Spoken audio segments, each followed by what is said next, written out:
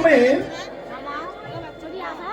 একটা ছেলে, সে লেখাপড়ায় জানতো না, সেখানে যে গুরুচরণে আশ্রিত হয়েছিলেন।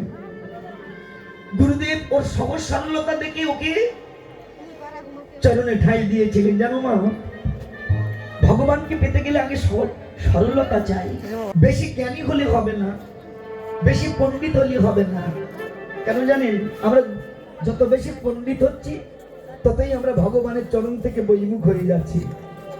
আপনারা দেখবেন, আগেকার দিনে যখন পাঠশালায় পড়তাম আমরা, পাঠশালায় যাওয়ার সময় পণ্ডিতকে প্রণাম করে প্রার্থনা কীর্তন গেয়ে পড়তে বসতে হতো। এখন আর সব নেই। আবার যখন আমরা পাঠশালায় ছুটি হতো, লাইন ধরে দাঁড়িয়ে আবার কীর্তন করে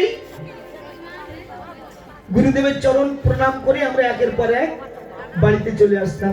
জানি না আপনার দিকে হতো কিনা, কিন্তু আমাদের দিকে এই নিয়মটা ছিল, এখন আর নাই।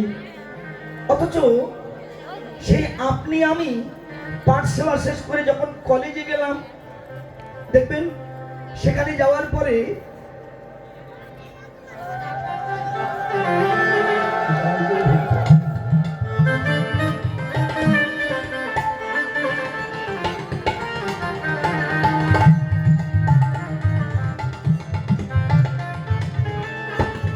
যদি আর কেউ মালা টালা নিয়ে আসেন, দয়া করে আর আসবেন না কেউ, কেমন? এগুলো যখন কীর্তনিয়া আসরে আসে ওই সময় পড়াতে হয়। এগুলো ভাবগুলো নষ্ট